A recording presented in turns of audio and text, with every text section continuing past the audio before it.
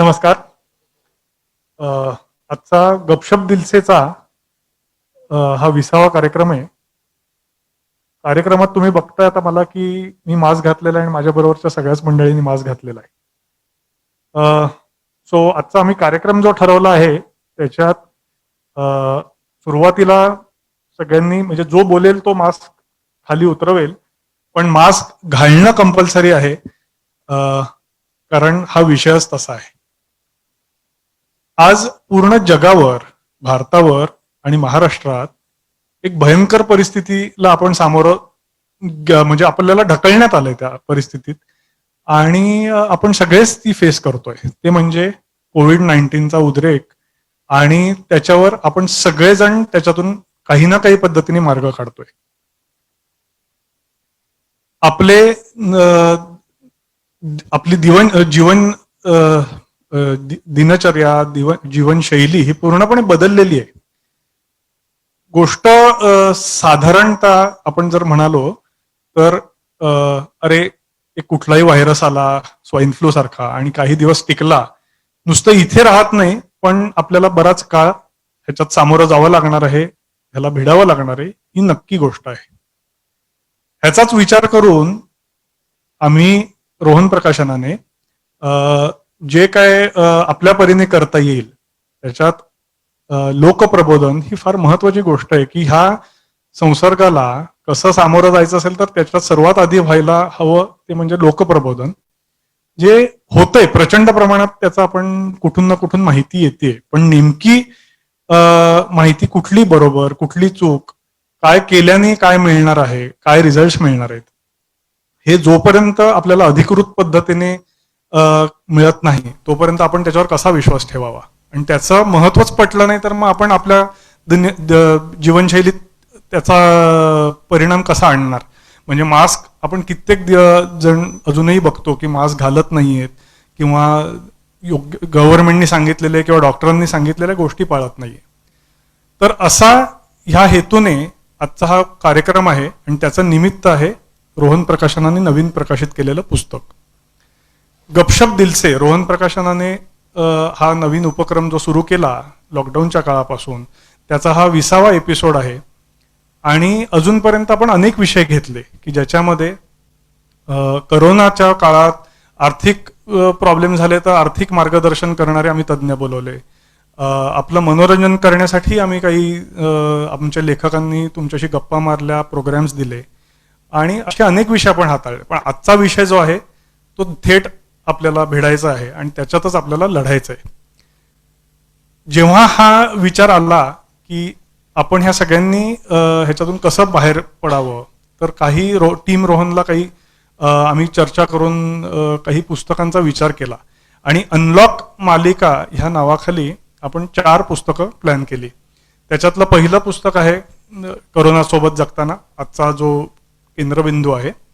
त्याच जोडीला प्रतिकार शक्ती कशी वाढवाल, करोना काळातील मानसिक आरोग्य आणि करोना काळातील कल्पक पालकत्व असे 4 विषय टप्प्याटप्प्याने आपल्या समोर येणार आहेत. आजचा विषयाचा खूप महत्व आहे. करोना सोबत जगताना विषय पण तोच आहे आणि पुस्तकाचं नावही तेच आहे. कारण आपल्याला ह्याच्यातून मार्ग काढायचा आहे, आपल्याला ह्याच्यातून पुढे जायचं आहे. आणि जेव्हा हा विषय डोक्यात जेव्हा आला तेव्हा पहिलं नाव जे डोळ्यासमोर आलं ते म्हणजे डॉक्टर धनंजय केळकर. डॉक्टर धनंजय केळकर हे दीनानाथ मंगेशकर रुग्णालयाचे हॉस्पिटलचे प्रमुख आहेत, मेडिकल हेड आहेत. ते हे सगळ्यांनाच माहिती आहे, त्यांचे व्हिडिओज खूप व्हायरल झालेले आहेत. त्यांचं सांगणं आपण बहुतेक लोक फॉलो करतो आहोत आणि करत नसू तर नक्की करावं. पण त्या अनुषंगाने आम्ही त्यांना अप्रोच झालो. डॉक्टर अजय हर्डीकर हे रोहन प्रकाशनाशी अतिशय जवळचे असे निगडीत आधारस्तंभ आहेत. त्यांच्याशी आम्ही बोललो आणि असं डॉक्टरांची भेट आम्ही मागितली आणि चर्चा झाल्या आणि त्याच्यातून डॉक्टर दीनानाथ म्हणजे दीनानाथ मंगेशकर हॉस्पिटलचे डॉक्टर धनंजय केळकर आणि डॉक्टर समीर जोग यांनी पुस्तक लिहिण्यासाठी मान्यता दिली.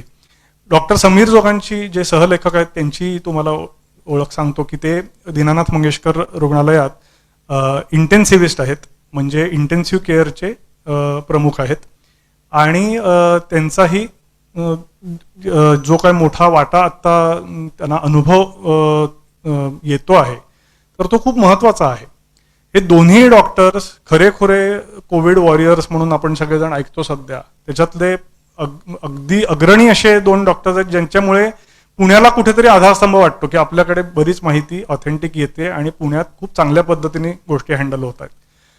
आणि दीनानाथ मंगेशकर हॉस्पिटल, एकूणच सगळा स्टाफ, आणि त्याच जोडीला पुण्यातले सगळेच माझ्या मते जे मेडिकल ऑफिसर्स आहेत, सपोर्ट स्टाफ आहेत, ते आज आपल्यासाठी लढत आहेत. तर त्याच अनुषंगाने हे पुस्तक आम्ही तयार करायचं ठरवलं. पुस्तकाचा मेन विषय हा होता की अजूनपर्यंत काय घडलंय ह्याच्यापेक्षा आपण डे टू डे लाईफ, म्हणजे जी आपली जीवनशैली आहे त्याच्यात आपण काय केल्याने आपल्याला आपण ह्या आजारापासून बचाव करू शकतो आणि त्याच्यातून मार्ग कसा काढू शकतो. आणि खूप बेसिक बेसिक प्रश्न आपल्या सगळ्यांना पडतात. अरे म्हणजे कोणाला आपण भेटलो तर कसं भेटायचं हे माहिती असतं, पण नंतर काहीतरी वेगळं समजतं की अरे त्याचा कोणीतरी अमुक अमुक व्यक्ती पॉझिटिव्ह निघाला, मग आता मी घाबरायचं आहे का, किंवा मी माझी कुठल्या ऍक्टिव्हिटीज मी कराव्यात, कशी नाही कराव्यात, माझं ऑफिस मी जावं की नाही जावं, दिनचर्या मी कशी मेंटेन करावी, असे खूप प्रश्न आहेत. त्यामुळेच हे एक असं अतिशय उपयुक्त नेमकं असं पुस्तक आज आपण तयार केलेलं आहे, कोरोनासोबत जगताना. या पुस्तकाचे हे 2 डॉक्टर्स आहेत ज्यांनी ही सगळी माहिती दिली आणि ज्यांनी लिहिलं, आणि ह्याच पुस्तकाचं शब्दांकन केलं ते डॉक्टर अजय हर्डीकर. सो एका डॉक्टरांनी ते शब्दांकन करणं खूप महत्त्वाचं आहे असं मला वाटतं. आणि म्हणूनच रोहन प्रकाशनला हा खूप आनंद आहे की आमच्या मार्फत लोकांपर्यंत हा अवेअरनेस आम्ही क्रिएट करू शकू.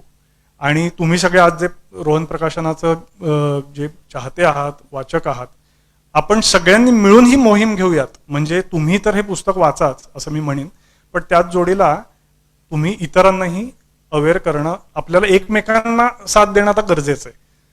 म्हणजे करोनाची साथ नको, पण एकमेकांची साथ हवी असं म्हणेन मी. आजचा कार्यक्रम थोडा सगळा ऑनलाईन आहे, पण आम्ही प्रकाशन करणार आहोत पुस्तकाचं आणि तुमच्या समोर ते दाखवणार आहोत. आणि मग तिन्ही डॉक्टर्स त्यांची मतं मांडतील, ते तुम्हाला अपडेट करतील की सध्या काय सुरू आहे. तर आपण तशा पद्धतीने कार्यक्रमाला सुरुवात करूयात. धन्यवाद.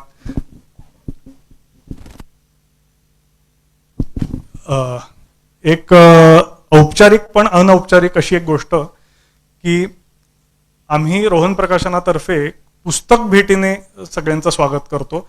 तर त्याला आपण आज ऑनलाईनचा हा पहिलाच हे असेल प्रयोग की ज्याच्यात ही आपण ट्रॅडिशन पुढे नेणार आहोत.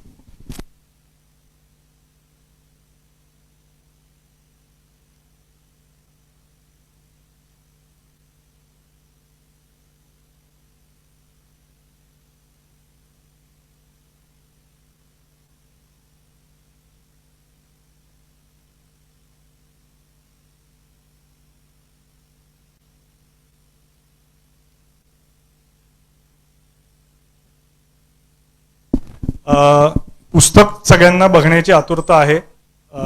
आपण पुस्तक बघूयात. आणि प्रकाशन लोकार्पण झालंय, म्हणजे ह्याच्यात कुठलाही चीफ गेस्ट नाही, काही नाही, पण आत्ताचे हे 2 डॉक्टर चीफ गेस्ट आहेत, कारण त्यांनीच सगळ्यांचं वजन जे पेलतायत सध्या.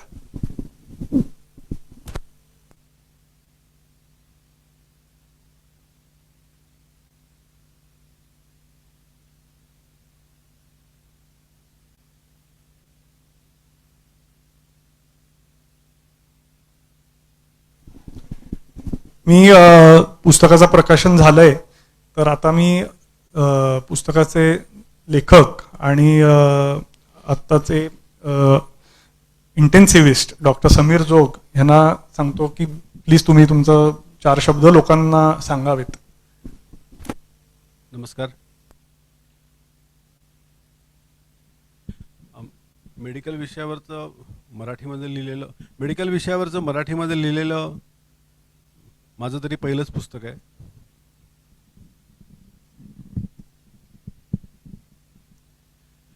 रोहन प्रकाशनने आमच्यावरती विश्वास दाखवला आणि अगदी छोट्या काळामध्ये डॉक्टर अजय हर्डीकरांनी पुढाकार घेऊन खूप चांगल्या पद्धतीने या पुस्तकाचं शब्दांकन केलं.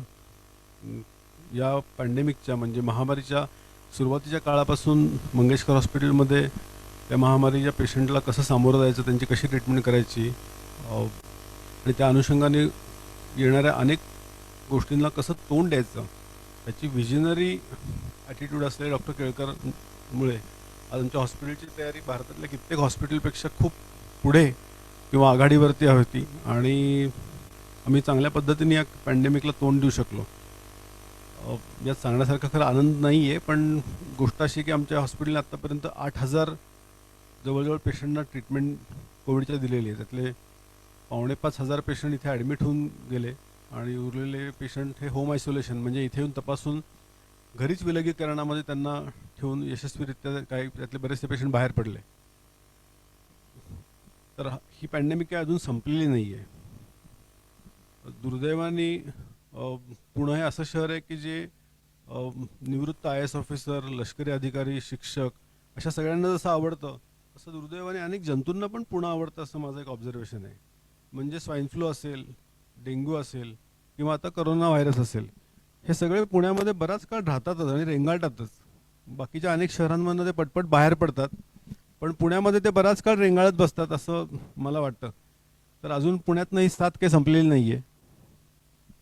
पुण्यामध्ये अजूनही आपण पीकला आहोत असं दिसतंय आणि ह्याच्या पुढच्या काळामध्ये महाराष्ट्रातल्या Tier 2 सिटीजमध्ये म्हणजे नाशिक, कोल्हापूर, औरंगाबाद, नागपूर, सांगली, सातारा सगळ्या जिल्ह्याच्या शहरांमध्ये आणि गावोगावी ही साथ पसरेल असं दिसतंय. जेव्हा मार्च-एप्रिलमध्ये तज्ज्ञ लोक सांगत होते की ही खूप वेगाने पसरणारा प्रचंड ट्रान्समिसिबिलिटी, ज्याला मग एका पर्सनपासून दुसऱ्या पर्सनमध्ये जाणारा वेग खूप भयानक आहे, त्यावेळेला बऱ्याच लोकांना ते पटत नव्हतं, पण आता ते बहुतांशी लोकांना पटलेलं आहे. त्यामुळे आता इकडे आवाज वाढवाल का?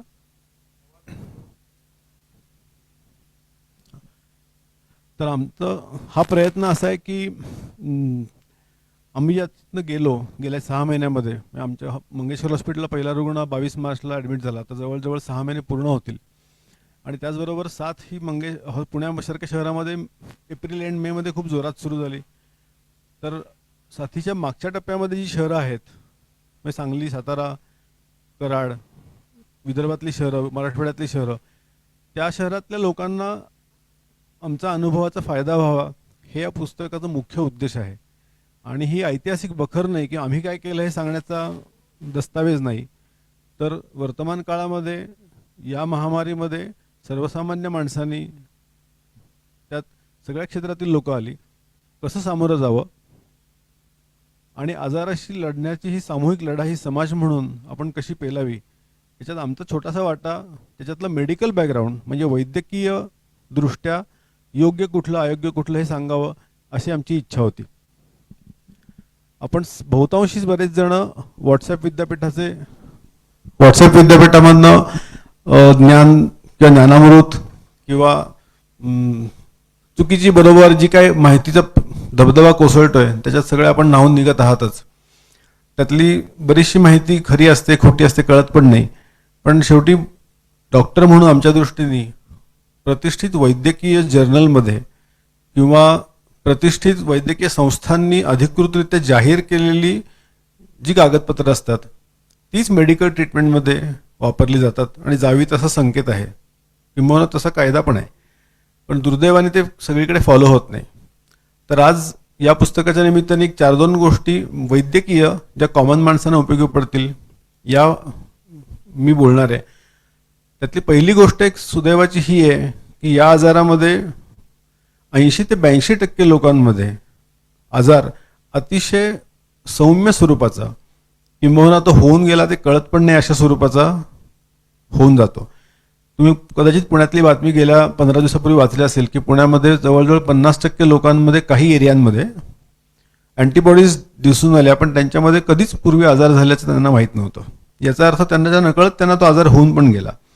त्यामुळे प्रत्येकाने खूप भयंकर घाबरावं, सैरावैरा पळावं किंवा घरातच बसावं आणि पॅनिक होऊन वेगवेगळे आजार जडवून घ्यावेत. त्याच्यामध्ये निद्रानाश असेल, पोटदुखी असेल, कमरेचे आजार असतील, असं बिलकुल नाही आहे.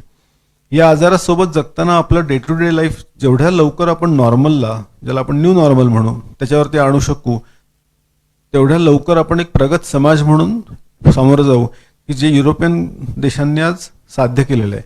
युरोपमध्ये आज फ्रान्स, स्पेनमध्ये दुसरी लाट पण जवळजवळ सुरू झाली आहे. काल फ्रान्समध्ये 7,000 पेशंट्स होते, बेल्जियममध्ये 3,500 पेशंट होते, पण त्यांची मॉर्टॅलिटी किंवा मृत्यूदर खूप कमी राहिला आहे आता सेकंड वेव्हमध्ये.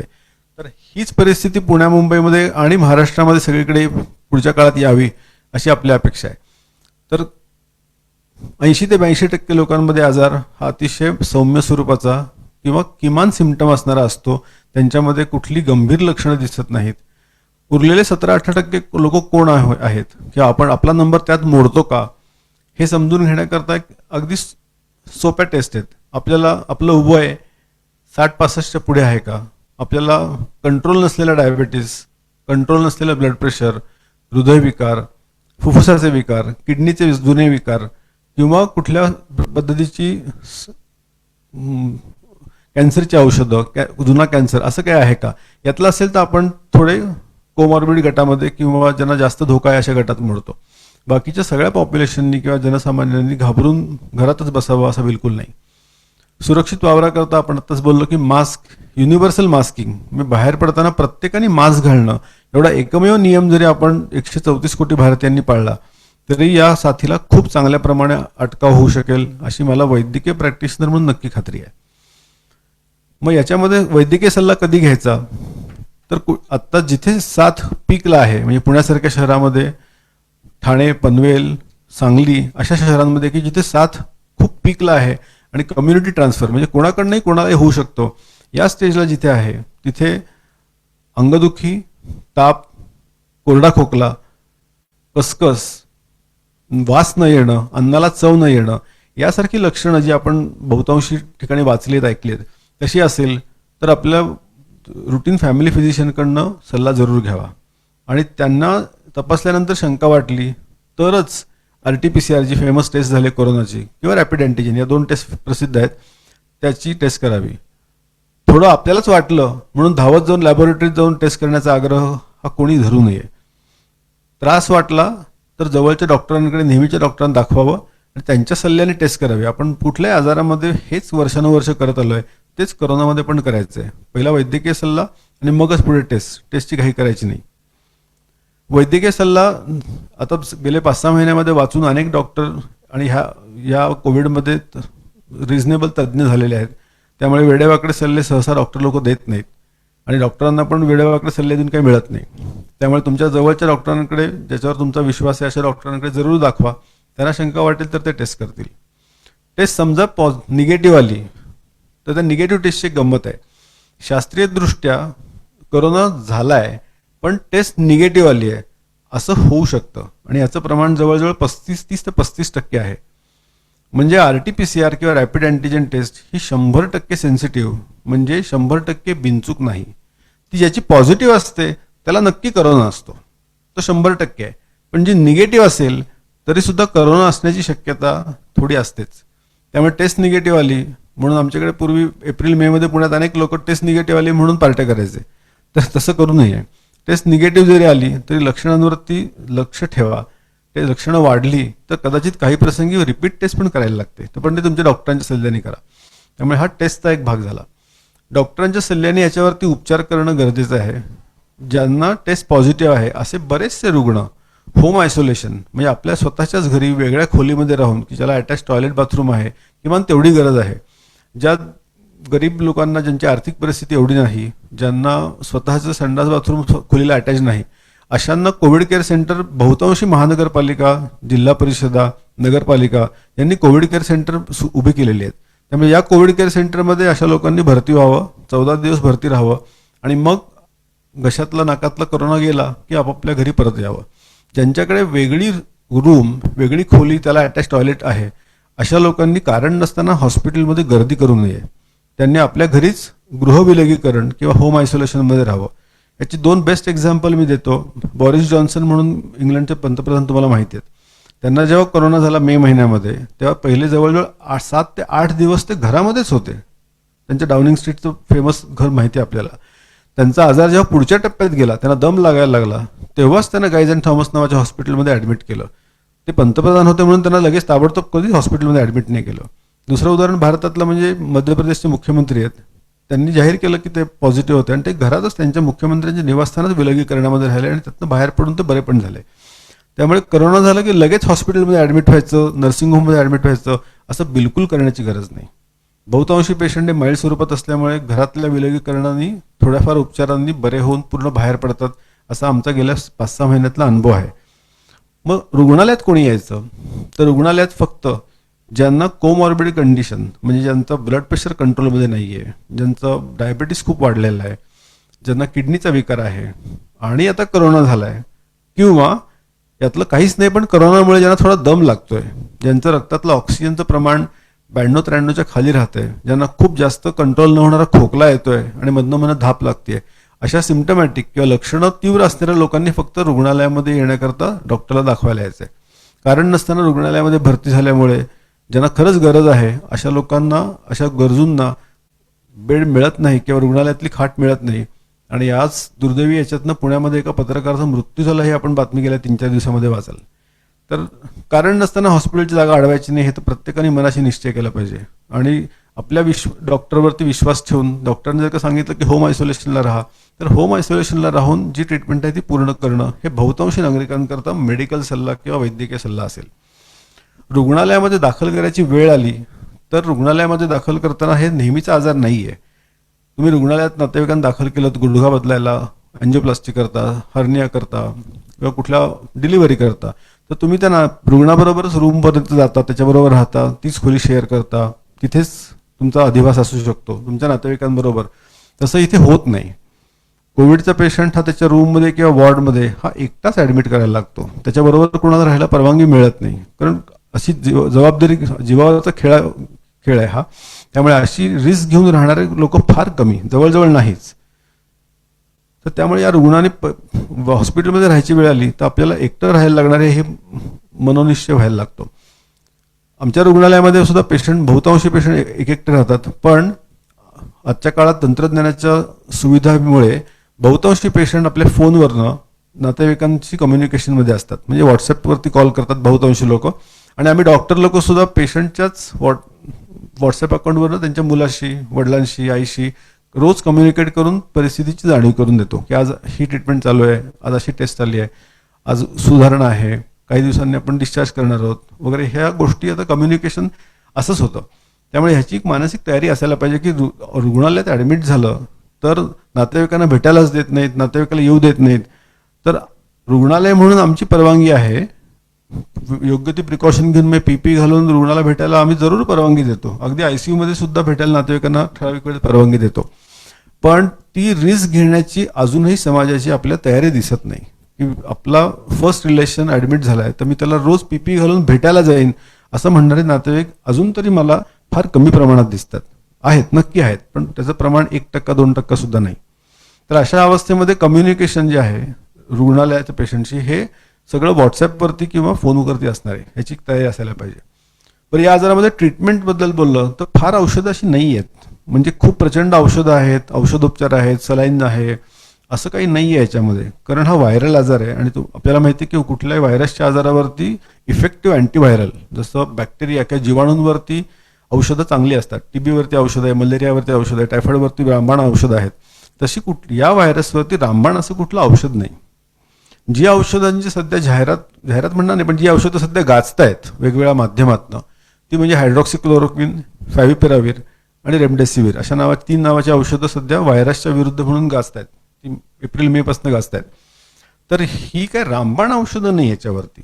जसं TB वरती स्टँडर्ड 4 रामबाण औषधं आहेत, मलेरियावरती क्लोरोक्विन सारखं रामबाण औषध आहे, तसं ही काय रामबाण औषधं नाहीत त्याच्यावरती. त्यांनी लक्षणांची तीव्रता थोडी कमी होते, एवढाच शास्त्रीय पुरावा आतापर्यंत आपल्याला मिळालेला आहे. ही औषधं लगेच दिल्याने जीव वाचतो असं कुठलंही शास्त्रीय संशोधनामध्ये सिद्ध झालेलं नाही. त्यामुळे कारण नसतानाही महागाची औषधं देण्याचा आग्रह लोकांनी डॉक्टरांजवळ धरू नये. कारण ह्यांनी जीव वाचणार नसेल तर 1 दिवसांनी ताप कमी होणार असेल किंवा 1 दिवसांनी थोडी थकवा कमी होणार असेल तर त्या औषधाची परिणामकारकता जीव वाचवणारी अशी म्हणून मोजली जात नाही. तर महागड्या औषधांचा आग्रह धरू नका, हा एक जवळून पेशंट ट्रीट केलेल्या डॉक्टरचा सल्ला म्हणून मी तो आपल्याला देऊ इच्छितो. या आजारामध्ये 3 महत्त्वाची औषधं फक्त उपयोगी आहेत. एक म्हणजे स्टिरॉइड गटातलं एक डेक्झामेथाझोन नावाचं औषध आहे. दुसरं म्हणजे ऑक्सिजन. ऑक्सिजनला मेडिकल लँग्वेजमध्ये औषधच आहे ते, आपल्याला पटणार नाही. आपल्याला औषध म्हणजे गोळी किंवा इंजेक्शन वाटतं, पण ऑक्सिजन हे औषधच आहे. तर डेक्झामेथाझोन, ऑक्सिजन आणि रक्त पातळ करणारी काही औषधं, ही 3 प्रमुख औषधं या आजारामध्ये उपयोगी आहेत की ज्यांनी जीव वाचू शकतो आणि सिरियस पेशंट प्रतीचा प्रवास मागे येऊ शकतात. बाकीच कुठल्या औषधाचा खूप जास्त परिणाम झाला आहे असं जगामध्ये कुठेही शास्त्रीय संशोधनामध्ये सिद्ध झालं नाही. प्रायोगिक स्वरूपामध्ये लोक प्लाझ्मा वापरतात, टोसिलिझुमाब नावाचं औषध वापरतात, त्याचाच जुळाभाऊ एक इटोलिझुमाब नावाचं औषध वापरतात. आयुर्वेदिक आणि होमिओपॅथिक औषधांना तर सीमाच नाही, म्हणजे त्यांच्या औषधांची नावं काढली तर म्हणजे 2-3 पुस्तकं भरून जातील एवढी उपयुक्त औषधांची यादी आतापर्यंत पब्लिश झाली आहे. पण यातलं कुठलंही औषध हे रामबाण उपाय म्हणून सिद्ध झालेलं नाही. फक्त 3 औषधं, स्टिरॉइड गटातलं औषध, ऑक्सिजन आणि रक्त पातळ करणारी औषधं, याच्यामुळे जीव वाचतो असं सिद्ध झालेलं आहे. बाकी कुठली औषधं कारण नसताना दिलेली उलट घातक असू शकतात असंही लक्षात आलंय. मग सगळे पेशंट बरे होतात का? तर हॉस्पिटलमध्ये ॲडमिट ज्याला करायला लागतं आणि ज्याला ऑक्सिजन द्यावा लागतो अशा पेशंटमध्ये मृत्यूची शक्यता बऱ्यापैकी जास्त आहे. आणि हे फक्त भारतामध्ये नाही, हे जगभरात सगळीकडे सिद्ध झालेलं आहे. इंग्लंडमध्ये, इटलीमध्ये, फ्रान्समध्ये जिथे प्रगत ICU आहेत, प्रगत मेडिकल सुविधा आहेत, जास्त ट्रेन डॉक्टर, नर्सेस आहेत आणि जे देश ज्यांच्या GDPच्या 3% 4% हेल्थकेअरवर खर्च करतात अशा देशांमध्ये सुद्धा ज्यांना ऑक्सिजन द्यायला लागतो अशा पेशंटमध्ये मृत्यूचं प्रमाण हे साधारण 20 ते 25% इतकं जास्त असेल. आणि ज्यांना व्हेंटिलेटर लागतो, म्हणजे ऑक्सिजन लागूनही भागत नाही, फुफ्फुस नीट काम करत नाही, त्यामुळे कृत्रिम श्वास द्यायला लागतो, आणि ज्यांना व्हेंटिलेटर लावायला लागतो अशा पेशंटमध्ये मृत्यूचं प्रमाण हे 60-70% जास्त आहे. हे वास्तव आहे, हे काय आकडे फुगवलेले नाहीत, हे जगभरात पब्लिश झालेले आकडे आहेत. आणि आमचा मंगेशकरमधला हॉस्पिटलमधला अनुभवही हाच आहे. त्यामुळे ऑक्सिजन लावायला लागला एखाद्या रुग्णाला तर तब्येत सिरियस आहे हे डोक्यात प्रत्येकाने घ्यायला पाहिजे. यात तुम्हाला कोणालाही घाबरवण्याचा उद्देश नाही, पण वास्तव जळजळीत स्वरूपामध्ये आपल्यासमोर आहे, ते नेमकेपणाने मांडून समजून घेणं हे अतिशय गरजेचं आहे. पण ही गरज, ऑक्सिजन लागणं, व्हेंटिलेटर लागणं, ही गरज पॉप्युलेशनमध्ये, ओव्हरऑल पॉप्युलेशनमध्ये बघितली तर एक 2-3% लोकांमध्ये फक्त लागते. म्हणजे 95-97% लोकांपर्यंत ही वेळच येत नाही. थोडी औषधं घेतली, अगदी 1-2 दिवस 3 दिवस ऑक्सिजन लागला आणि बरे झाले असे बहुतांशी पेशंट असतात. अगदी क्रिटिकल अवस्थेमध्ये पोहोचणारे आणि ज्यांच्या डोक्यावरती मृत्यूचं भय आहे, मृत्यूची टांगती तलवार आहे, अशा पेशंटची संख्या ही 3%, 3.5% एवढीच असते, त्याहून जास्त नाही. त्यामुळे खूप लोकांनी घाबरावं आणि पॅनिक व्हावं असा हा नक्कीच आजार नाही.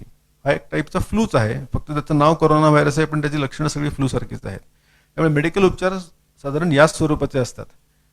काही रुग्णांमध्ये आजारीपणातून बाहेर पडल्यानंतर फुफ्फुसाची कार्यक्षमता थोडी कमी होते, हे एक लक्षण दिसून आलंय.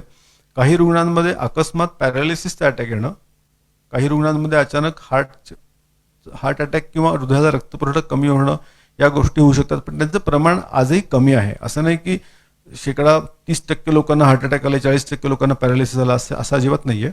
हार्ट अटॅक किंवा पॅरालिसिसचं प्रमाण किंवा रक्तामध्ये गाठी होण्याचं प्रमाण हे आजही 1%, 1.5%, 2% अशा पॉप्युलेशनमध्येच आहे. त्यामुळे मुख्य सगळ्यांनी पॅनिक होण्याची अजिबात बिलकुल गरज नाही. तर हे सगळं आमचं म्हणणं आम्ही या पुस्तकामध्ये मांडलंय. ते तुम्हाला समजेल अशा भाषेत, बहुतांशी कॉमन लोकांना समजेल अशा भाषेत मांडलंय. त्यातली वैद्यकीय आकडेवारी, जिकिरी, तात्विक मतभेद हे सगळं बाजूला काढून सर्वसामान्य लोकांना जे उपयोगाचं आहे तेवढी माहिती आम्ही या पुस्तकामध्ये आजाराबद्दल, आजाराच्या ट्रीटमेंटबद्दल गोषवारा मांडलेला आहे. त्यातल्या काही गोष्टी काळाच्या ओघात बदलून जातील आणि हे शास्त्र आहे. शेवटी वैद्यकीय शास्त्रामध्ये काल 10 वर्षांपूर्वी असलेली ट्रीटमेंट आज संपूर्णतः गैरलागू होणं ह्यात काही नवल नाही. त्यामुळे आत्ता कोरोनासारख्या काळामध्ये यातली काही वैद्यकीय स्टेटमेंट्स किंवा काही वैद्यकीय गोष्टी कदाचित पुढे नवीन पुरावा आल्यानंतर कदाचित बदलतील सुद्धा.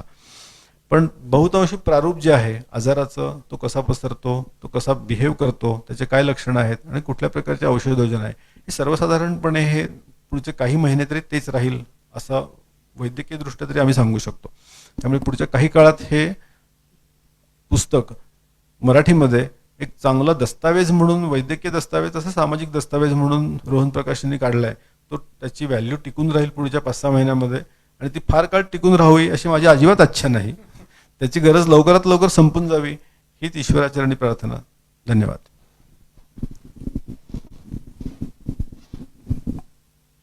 डॉक्टर जोग, तुम्ही खूपच विस्तृत आणि व्यवस्थित लोकांना सांगितलंय की काय घाबरून जाऊ नये पण तेवढं लाईटली घेऊ नये. माझ्या मते तुम्ही म्हटलात ते अगदी बरोबर आहे की पुस्तकाची गरज काही काळानंतर लागूच नये. पण एवढं नक्की मी म्हणेन की ह्या डॉक्टरांनी ते ह्याच कारणासाठी पुस्तक आणलेलं आहे की जे महिने जो काळ आपल्याला काढायचा आहे तर तो जर लवकर संपवायचा असेल तर practically awareness is the only solution असं मला वाटतं. डॉक्टर केळकरांना तर मी विनंती करतो की त्यांनी आपलं आत्ताचं मत आणि अनुभव मांडावा. हॅलो येते व्यवस्थित? नमस्कार. सगळ्यात पहिल्यांदा मी असं म्हणेन की थोडासा मी पर्स्पेक्टिव्ह व्ह्यू म्हणजे कोरोनानी जगाला जे ग्रासलेलं आहे ते कशा पद्धतीने लोकांना समजायला पाहिजे आणि त्याच्याकडे तुम्ही कशा दृष्टिकोनातनं बघायला पाहिजे हे जे पुस्तकामध्ये थोडा भाग घेतला आहे तो थोडासा वेगळ्या पद्धतीने सांगतो.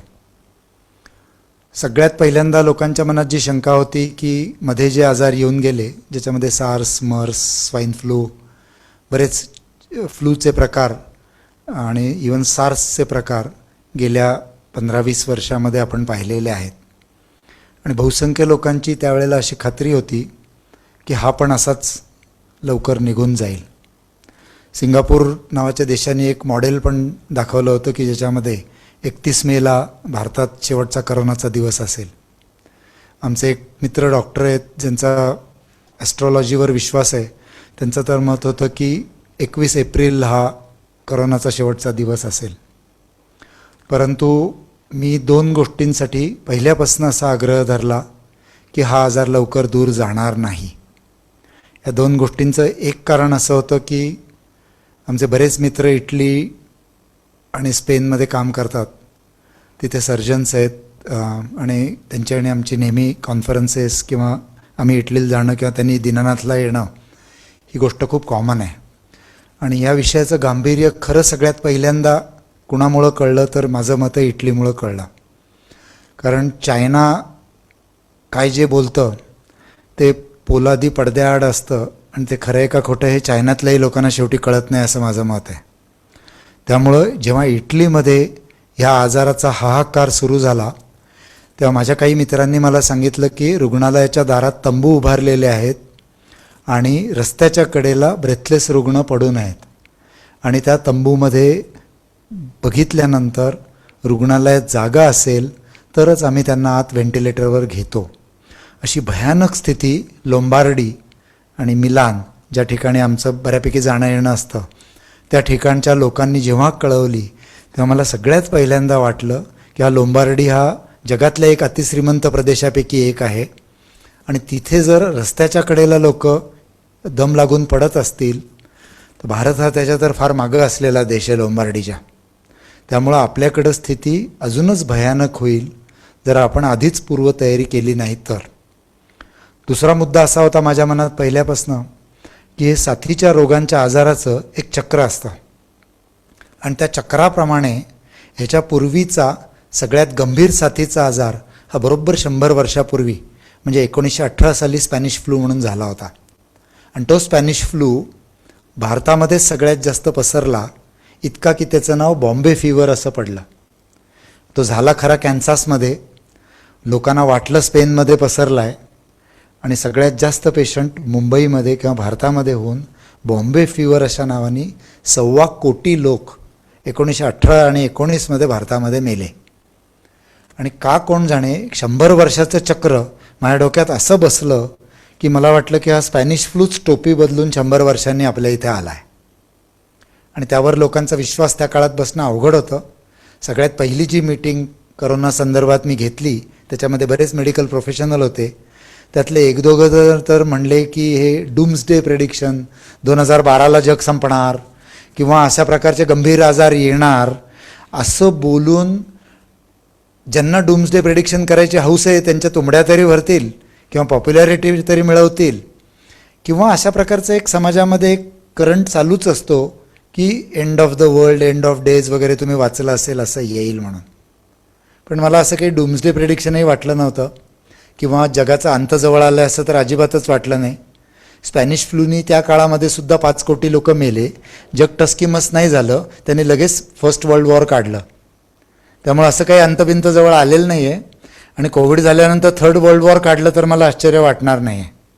त्यामुळे लोक अशा साथीतनं सुधारतात यावर जुनी इतिहास वाचता माझा विश्वास नाही.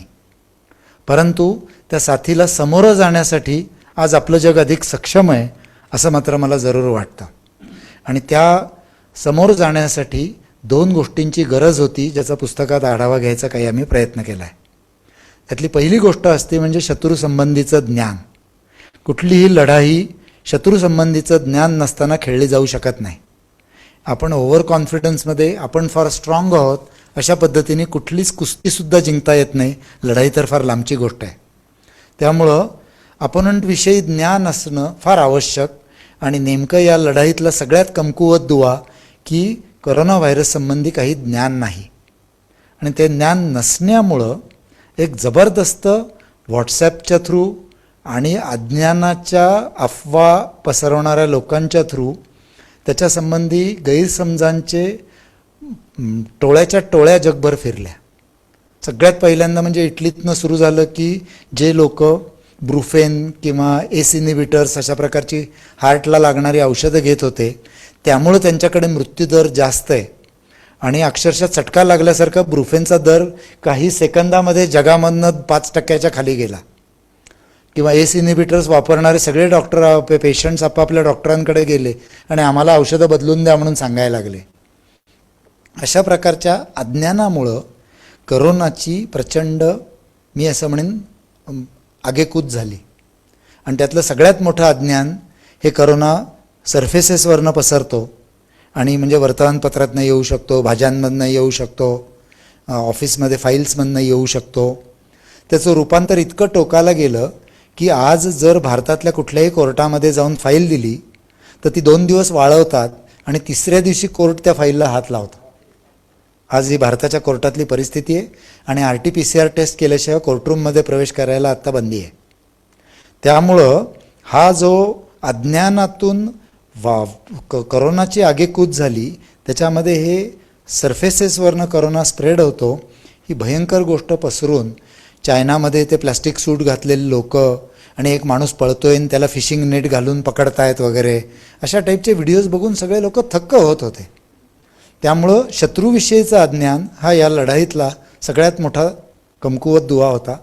आणि दुसरा प्रॉब्लेम होता की आपण सामना कशाने करू शकणार, म्हणजे आपली ताकद कशात आहे, शत्रूची ताकद कशात आहे हे कळत नाही आहे आणि आपली ताकद कशात आहे हेही कळत नाही असा प्रॉब्लेम निर्माण झाला. आणि आपली ताकद कशात आहे न कळत असल्यामुळं त्याच्याही अफवांना प्रचंड प्रमाणात पेव फुटलं. उदाहरणार्थ आर्सेनिक अल्बम खाल्ल्याने माणूस बरा होईल अशा प्रकारे आर्सेनिक अल्बम लोकांनी घरोघरी जाऊन सोसायटीमध्ये वाटले आणि सर्व नगरसेवकांना आर्सेनिक अल्बम आपलं धार्मिक कर्तव्य आहे अशा पद्धतीने ते वाटायला सुरुवात त्यांनी केली. अशा पद्धतीने अशास्त्रीय गोष्टींच्या आहारी जाण्यामध्ये व्हॉट्सॲपचा तर हात आहेच, परंतु आपली ताकद न समजणं. आणि आपली ताकद काय आहे असं मी या पुस्तकाच्या निमित्ताने सांगेन की आपली ताकद ही आपली प्रतिकारशक्ती आहे. आणि ती प्रतिकारशक्ती न ओळखता औषधांवर विश्वास ठेवणं ही वैद्यकीय विश्वाची झालेली दुरावस्था आहे गेल्या 100 वर्षातली. म्हणजे वैद्यकीय विश्व आता आरोग्याबद्दल बोलतच नाही, फक्त औषधांसंबंधी बोलतं. आणि ती दुरावस्था दूर करणं सुद्धा एक पुस्तक लिहिण्याच्या कारणांमधलं प्रमुख कारण आहे की तुम्हाला तुमचा विश्वास तुमच्या तब्येतीवर पाहिजे. म्हणजे काय तर त्याच्यामध्ये आम्ही काही गोष्टी सांगितल्या आहेत, पंचसूत्री दाखवली आहे. सूर्यप्रकाश, मोकळी हवा, खेळती हवा असणं हे 2 गोष्टी सहज लोकांना कळण्यासारख्या आहेत. आणि त्यामुळं हा आजार सगळ्यात पहिल्यांदा झोपडपट्ट्यांमध्ये वेगाने पसरला, कारण तिथे खेळती हवा नाही. त्यामुळं मुंबईमध्ये धारावी असेल किंवा पुण्यामध्ये येरवडा असेल किंवा पर्वती दर्शन असेल, सगळ्यात पहिल्यांदा या आजाराचा फैलाव झाला तो या खेळती हवा नसलेल्या आणि सूर्यप्रकाश न पोचणाऱ्या जागी झाला. पण त्याच्या पुढचे जे होते ते वैयक्तिक होते. आणि त्याच्यामध्ये व्हिटॅमिन डी, ज्याचा आपल्या प्रतिकारशक्तीशी संबंध निश्चित आहे, व्यायाम, ज्याचा प्रतिकारशक्तीशी निश्चित संबंध शास्त्रांनी दाखवलेला आहे. आणि जलनेती म्हणून एक योगातला प्रकार आम्ही दाखवला होता, त्याच्यामध्ये योगा प्लस जलनेती असं करून आपली प्रतिकारशक्ती जास्तीत जास्त मजबूत ठेवा. त्याच्यामध्ये कुठलंही औषध नाही, कुठलाही खर्च नाही आहे. आणि असं करून स्वतःमध्ये विश्वास जागृत करणं ही जी आवश्यक गोष्ट आहे ती करायचा प्रयत्न या सगळ्या लोकशिक्षणामधनं किंवा पुस्तकातनं करणं हा आमचा खरा उद्देश होता. त्या आजारासंबंधी शास्त्रीय ज्ञान देण्या एवढं शास्त्र अजून प्रगत झालेलंच नाही आहे. फक्त 6 महिन्याचा आजार आहे, पुण्यामध्ये तर फक्त 4 महिने पोचलेला आहे. अगदी WHO प्रांजल पद्धतीने कबुली दिलेली आहे की कोविड संबंधीची आमची गणितं ही कायम बदलत आहेत. त्यामुळे मला असं वाटत नाही की कोणीही शास्त्रीय दावा करू शकेल की मला कोविड संबंधी सगळं कळलं आहे. पण आपल्या प्रतिकारसंबंधी शक्तीसंबंधी कळलं तर चांगलं आहे, आपल्या शत्रूसंबंधी थोडंसं कळलं तर चांगलं आहे. आणि ही साथ लवकर जाणार नाही हे आता 6 महिन्याच्या शेवटी लोकांना पटायला लागलं आहे. ती जर जाणार नसेल तर त्याच्यासोबत कसं जगायचं याकरता हे पुस्तक आहे. आणि या पुस्तकाचा एक उद्देश शहरातल्या लोकांना ते कळावं, छोट्या गावातल्या लोकांना ते कळावं. आणि छोट्या गावांनी ज्या शहरांनी चुका केल्या, ज्या लोंबार्डींनी चुका केल्या त्या मुंबईने करू नये, मुंबईने केलेल्या चुका पुण्याने करू नये, आणि पुण्याने ज्या चुका केल्या त्या रत्नागिरी, सोलापूर, सातारा, लातूर, कोल्हापूर ह्या लोकांनी करू नये, त्यांच्यापर्यंत हे पुस्तक जावं हा याचा खरा महत्त्वाचा उद्देश. ही साथ लवकर जावी म्हणून वेगवेगळ्या प्रकारे देवाला काहीतरी साकडं सोडणं, सत्यनारायण करणं किंवा गणपतीची उपासना करणं यांनी ही साथ जाणार नाही आहे. कारण याच्यामध्ये देवाचा काही संबंध नाही आहे. ही साथ आली आहे ही कुठले तरी विचित्र प्राणी विचित्र मार्केटमधनं काढून खाल्ल्यामुळं आली आहे. त्यामुळे निसर्गाची आपल्याविरुद्ध आलेली लाटच आहे. आणि त्याच्यातनं आपलं संरक्षण करायचं असेल तर आपल्याला आपल्या सवयी सुधारणं, ज्याच्यामध्ये एकमेकांपासून अंतर ठेवणं, मास्क वापरणं आणि अननेसेसरी ट्रॅव्हल म्हणजे प्रवास टाळणं, या 3ही सवयी ज्या प्रचंड प्रमाणावर समाजाला लागलेल्या होत्या. म्हणजे लग्नाला हजारांनी लोक बोलवायचे, कॉन्सर्टला 10-20 लोक बोलवायचे. मला तर काही गायक असे माहिती आहेत की ते म्हटले 10,000च्या खाली प्रेक्षक असतील तर आम्ही गातच नाही म्हणून. ते 10,000 प्रेक्षक एका ठिकाणी येणं हे शास्त्रीयदृष्ट्या आणि आरोग्याच्या दृष्टीने चांगलं नाही आहे. आणि करोना हे आपल्याला शिकवायचा प्रयत्न करतो आहे, आपण शिकणार का नाही हा प्रश्न आहे. त्यामुळे ह्या ज्या 3 महत्त्वाच्या सवयी आहेत त्या करोनाच्या निमित्ताने सगळ्या जगाला लागाव्यात. आणि आपण पुन्हा कुठल्या तरी औषधावर किंवा मॅजिक लॅम्पवर म्हणजे वॅक्सिन की कुठून तरी आपण दिवा घासणार, त्यातनं जिनी बाहेर येणार, तो आपल्या सगळ्यांना वॅक्सिन देणार आणि करोनारूपी किटाळ जगातनं नष्ट होणार, अशा प्रकारच्या गैरसमजुतीमध्ये न राहता आपल्याला पुढचं वर्ष 1.5 वर्ष करोनाशी 2 हात करायचे आहेत. त्याच्यासाठी या पुस्तकात काही मौलिक उपदेश केलेले आहेत. पण मी एक लेखक म्हणून सगळ्यात महत्त्वाचं सांगेन की स्वतःमध्ये विश्वास ठेवून स्वतःची व्यायामक्षमता, स्वतःची प्रतिकारशक्ती आणि पॉझिटिव्ह थॉट्स या 3 गोष्टींनी करोनाचा निश्चित सामना करता येईल. जर करोनातले 80 ते 90% लोक आपोआप बरे होत असतील तर ते आपोआप बरे होत नसून शरीर त्या करोनाचा सामना करतं आहे असं माझं मत आहे. करोना सारखाच आहे, तो वेगवेगळ्या लोकांमध्ये वेगवेगळे स्ट्रेन्स घेऊन अजून तरी भारतात आलेला नाही आहे. पण माणसं वेगवेगळी आहेत आणि माणसाने आपलं आरोग्य सुधारणं हाच करोनाचा मूलमंत्र आहे. आणि हे पुस्तक तुम्ही त्या दृष्टीने बघावं अशी माझी सगळ्यांना विनंती आहे. धन्यवाद.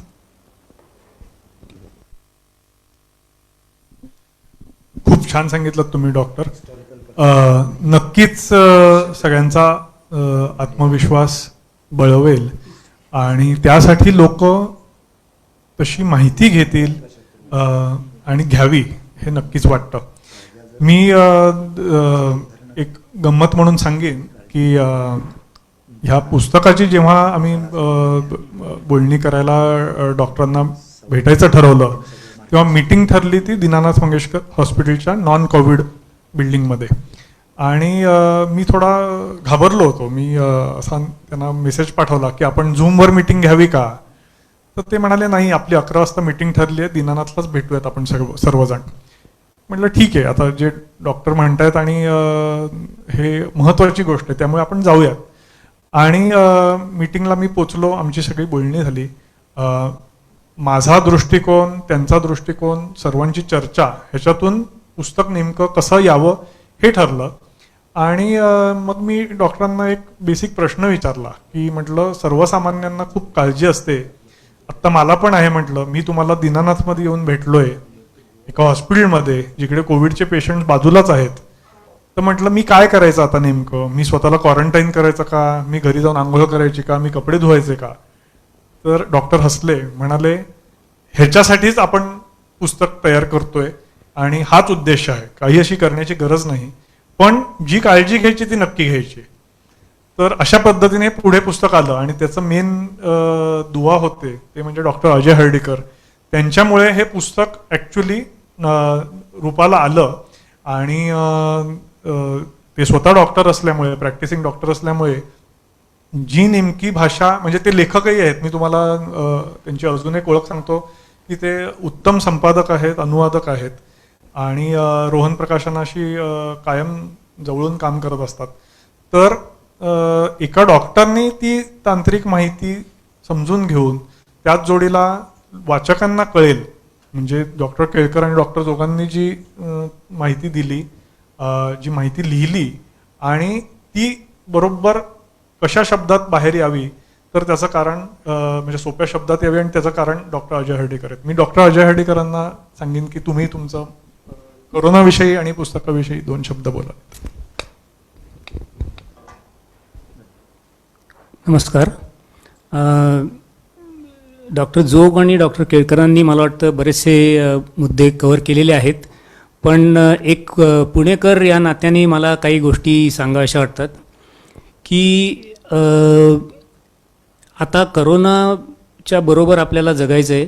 करोना हा भूतकाळ नाही आहे, करोना हा भविष्यकाळसुद्धा असणार आहे, ज्याला न्यू नॉर्मल असं म्हटलं जातं. पुढचे 6 महिने, कदाचित वर्षभरसुद्धा आपल्याला ह्याच्याबरोबर जगायला लागणार आहे. आणि एकीकडे जरी आम्ही सांगत असलो की 82% लोकांना फारसा त्रास होत नाही, मृत्यूदर हा 2%, 1% किंवा अतिशय कमी आहे, तर घाबरायचं नाही याचा अर्थ बेदरकारपणे वागायचं असा अर्थ होत नाही. पुणे हे मला वाटतं असं एकच शहर आहे की जिथे हेल्मेट सक्तीच्या कायद्याच्या विरोधात महापौरांनीच मोर्चा काढला होता. त्यामुळे एक मला आजूबाजूला हिंडताना अशी गोष्ट दिसते की एकतर लोक घरामध्ये तरी बसून आहेत आणि डॉक्टरांनी म्हटल्याप्रमाणे किराणा माल आला तर तो आठवड्यावर दुसऱ्या खोलीत ठेवणारे लोक आहेत किंवा अर्ध्या पाऊण तासांनी हातपाय धुणारे लोक आहेत, आंघोळ करणारे लोक आहेत. मला असेही लोक माहिती आहेत की जे ऑफिसमध्ये 8 तास बसतात, त्यांच्याकडे व्हिजिटर्स येतात, ते मास्क लावत नाहीत. सहकाऱ्यांनी मास्क लावा सांगितला तरी ऐकत नाहीत आणि वर अभिमानाने सांगतात की नाही नाही पण आम्ही घरी जाऊन आंघोळ करतो. तर हे अतिशय चुकीचं आहे, अशास्त्रीय आहे. याच्यातनं मार्ग काढायला आपल्याला मास्क अप, ज्याला डॉक्टरांनी म्हटलं तसं, म्हणजे सतत मास्क आपल्या नाकावर तोंडावर पाहिजे आपण बाहेर पडत असताना. कारण हा आजार हा एरोसॉलमधनं, म्हणजे नाकातनं तोंडातनं आपण बोलताना श्वासोश्वास घेताना जे द्रवकण बाहेर पडतात त्यांना चिकटून हे व्हायरसचे कण आपल्या शरीरात जात असतात. त्यामुळे याचं महत्त्व आहे. मला वाटतं इस्रायल, दक्षिण कोरिया, स्पेन अशा काही ठिकाणी जिथे साथ आटोक्यात आली असं वाटल्यावर लोकांनी शाळा वगैरे सुरू केल्या, तिथे ही साथ पुन्हा एकदा आलेली आहे. त्यामुळे हा आटोक्यात अजून आलेला नाही असं आपल्याला म्हणायला लागेल. दुसरं मला असं दिसतं की ज्या वेळेला आपण मध्यमवर्गीय लोक आपापसात गप्पा मारत असतात, बोलतात, आजपर्यंत कालपर्यंत असं वाटत होतं की हा आजार नाही हा आपल्याला होत नाही, हा तिकडे कुठेतरी पर्वतीला होईल, येरवड्याला होईल, दांडेकर पुलाच्या तिथे होईल. तर तो आता आपल्या दारात आलेला आहे, आपल्या घरात शिरलेला आहे. त्यामुळे ह्याला लाईटली घेण्यासारखी परिस्थिती नाही आहे. आजही मी पाहतो की लोकांना वाटतं की मी माझ्या बहिणीकडे गेलो तर काय हरकत आहे, माझ्या भावाकडे गेलो तर काय हरकत आहे, गणपतीला आम्ही दरवर्षी भेटतो तर त्याला काय हरकत आहे. तर तसं नाही आहे. हे तुमच्या भावाकडनं, बहिणीकडनं, आई वडील, बायको, मुलं, कोणाकडनंही हा आजार तुमच्या घरात येऊ शकतो. त्यामुळे अमुक लोक असले तरच हा आजार होईल असं नाही आहे. 40% पेशंट्सना घर बसल्या हा आजार झालेला आहे. तो कोणाकडनं तरीच झालेला आहे आणि कुठल्या तरी कॉन्टॅक्टमधनंच झालेला आहे. त्यामुळे ह्युमन टू ह्युमन ट्रान्समिशन हाच या आजाराचा कॉन्टॅक्टचा मार्ग आहे. त्यामुळे तो टाळणं हे महत्त्वाचं आहे आणि त्यामुळे प्रिकॉशन घेणं हाच एकमेव मार्ग आहे. वॅक्सिनबद्दल बऱ्याच गोष्टी चर्चा चालू आहे. रोज पेपरला काहीतरी नवीन येतं आणि लोकांना असं वाटतं की आता वॅक्सिन आलं की सगळं संपलं. तर तसं अजिबात तशी अपेक्षा ठेवणं हे चुकीचं ठरेल असं मला वाटतं. आणि त्यामुळे हे पुस्तक जास्तीत जास्त लोकांनी वाचावं आणि न घाबरता पण रॅशनली त्याला सामोरं जावं असं मला वाटतं. म्हणजे फार महत्त्वाचा मुद्दा डॉक्टर अजय हर्डीकर यांनी मांडला आहे की कार वापरायची आहे पण सीट बेल्ट वापरायचा आहे, टू व्हीलरवर जायचं आहे पण हेल्मेट वापरायचं आहे. तसंच करोनाशी सुद्धा 2 हात त्याच पद्धतीने पाहिजेत. गलथानपणाने किंवा भीतीने म्हणजे कारच चालवणार नाही हे पण चालणार नाही आणि सीट बेल्ट वापरणार नाही हे पण चालणार नाही. हाच आमच्या पुस्तकाचा मला असं वाटतं मुख्य उद्देश आहे. एक प्रश्न विचारतो डॉक्टर. काही फेसबुक लाईव्हवर आपल्याला प्रश्न काही महत्त्वाचे मी एकत्रित करून विचारतो की लोकांना हे एक म्हटलं जातं की एक दुसरी लाट येईल का किंवा परत थंडी वाढेल तेव्हा मग त्याचा प्रादुर्भाव वाढेल का. तर ह्या संदर्भी थोडं माहिती सांगा. आता हा कसं आहे, आपल्याला शत्रूसंबंधी माहिती नाही हा दुवा मी सुरुवातीलाच सांगितला आहे की अज्ञान हे आहे. परंतु जुनी जर स्पॅनिश फ्लू बघितलं तर तो बरोबर 1 वर्ष 11 महिने चालला आणि मी त्याची तुलना नेहमीच स्पॅनिश फ्लूशी करतो पहिल्यापासून. आणि तो स्पॅनिश फ्लूच्या एकूण 3 लाटा त्यावेळी येऊन गेल्या. त्यामुळं असं समजायला हरकत नाही की हा व्हायरस आणि त्याची ॲग्रेसिव्हनेस हा हवामानाशी थोड्याफार प्रमाणात संबंधित आहे. उदाहरण घेऊया की जेव्हा भारतामध्ये खूप उन्हाळा होता मार्च एप्रिलमध्ये तेव्हा तो भारतात विशेष पसरला नाही. पण त्याचवेळी युरोपमध्ये चायनामध्ये जिथं थंड प्रदेश होते आणि इवन नॉर्थ अमेरिकेच्या नॉर्थ भागामध्ये हा त्यावेळी खूप पसरला आणि प्रचंड मनुष्यहानी या सगळ्या ठिकाणी झाली. जसं सीझन पुढे सरकला तसं मे जून नंतर हा दक्षिण गोलार्धाकडे वळला आणि भारत, मेक्सिको, ब्राझील, चिली, पेरू, अर्जेंटिना, कोलंबिया अशा ठिकाणी तो वाढायला लागला आणि युरोप आणि नॉर्थ अमेरिकेचा नॉर्थ भाग याच्यामध्ये तो कमी व्हायला लागला. त्यामुळं हा व्हायरस एखाद्या वादळासारखा त्याची जागा बदलत बदलत फिरतो आणि ते वादळ पुन्हा आपल्याकडे येईल का याचं उत्तर स्पॅनिश फ्लूप्रमाणे हो असं आहे. आणि ते पुन्हा हवामान बदलाबरोबर एक सीझन एक फ्लू अशी मी याला उपमा दिली आहे. म्हणजे हा आपला जून जुलै ऑगस्ट सप्टेंबरचा हा पहिला फ्लू आला. डिसेंबर जान फेब्रुवारीमध्ये हा सेकंड फ्लू येण्याची शक्यता भारतामध्ये आणि विशेषतः थंड भागामध्ये भारताच्या जास्त आहे. आणि ऑलरेडी सेकंड वेव्ह ही युरोपमध्ये ऑक्टोबरमध्ये त्यांच्याकडे थंडी होते तेव्हा येईल का याबद्दल त्या लोकांमध्ये चर्चा चालूच आहे. मी नेहमीच असं म्हणेन की व्हायरस हा अननोन आहे पण आपली ताकद नोन आहे. आणि आपली ताकद काय आहे? काळजी घेणं आणि सावध राहणं. तर तिच्यावर जास्त भरोसा ठेवायला पाहिजे व्हायरसवर जास्त भरोसा ठेवण्यापेक्षा. अगदी बिनचूक असं मला वाटतं एक ओव्हरऑल समाजात अंडरस्टँडिंग डेव्हलप होणं म्हणजे गोष्टी जसं तंत्रज्ञान बदलतं तसा व्हायरसही बदलेल. आज करोना आहे, उद्या दुसरं काही असेल. पण त्याचा प्रादुर्भाव होतोय म्हटल्यानंतर काय काळजी घ्यायची आणि त्याच्याबद्दल सिरियससिटी मेंटेन करायची माझ्या मते हे सर्वात मोठं उत्तर आहे ह्या सगळ्यातलं. आणि तोच सगळ्या डॉक्टरांचा प्रयत्न आहे आणि ह्या पुस्तकाचाही प्रयत्न आहे. म्हणजे रोहन प्रकाशन, दीनानाथ मंगेशकर हॉस्पिटल सगळे डॉक्टर्स ह्याचसाठी आमचा प्रयत्न आहे की हे पुस्तक तयार करून नुसतं उपयोगाचं नाही तर ते एक मोहीम म्हणून पोचवणं गरजेचं आहे. म्हणजे माझं रोहन प्रकाशनाच्या वतीनं आणि सर्वांच्याच वतीनं मी इकडे एक विनंती करीन, एक रिक्वेस्ट करीन, एक आव्हान करीन की ज्या कुठल्या अशा संस्था असतील, जे कुठले असे आपण सगळी जण आहोत की सगळ्यांनी पुढाकार घेऊन ही माहिती पोचवावी, हे पुस्तक पोचवावं. पुस्तक म्हणून अतिशय माफक किमतीत आम्ही ठेवलंय की ज्याच्यामुळे कुठला प्रश्नच पडू नये म्हणजे खरं सांगायचं तर. पण दृष्टिकोन हाच आहे की ते पोचलं पाहिजे. म्हणजे मी इकडे आवाहन करीन की जे काही ज्या अशा संस्था आहेत की ज्या CSR ॲक्टिव्हिटीज करतात, कंपनीज आहेत, की त्यांनी जसं आपण सॅनिटायझर आणि मास्क देता तसं लोकांपर्यंत हे पुस्तक पोहोचवण्यासाठी आम्हा सगळ्यांना मदत करा. पण ही आपण आपल्या स्वतःलाच मदत करतोय प्रॅक्टिकली. कारण अवेअरनेस माझ्या मते हा सगळ्या बोलण्यातून आता एकच बाहेर गोष्ट येते, ती म्हणजे जेवढा अवेअरनेस वाढेल तितकं त्याच्याविषयीचं ज्ञान वाढेल तितका करोना स्लो होईल आणि मग तो थांबेल. हेच महत्त्वाचं मला वाटतं.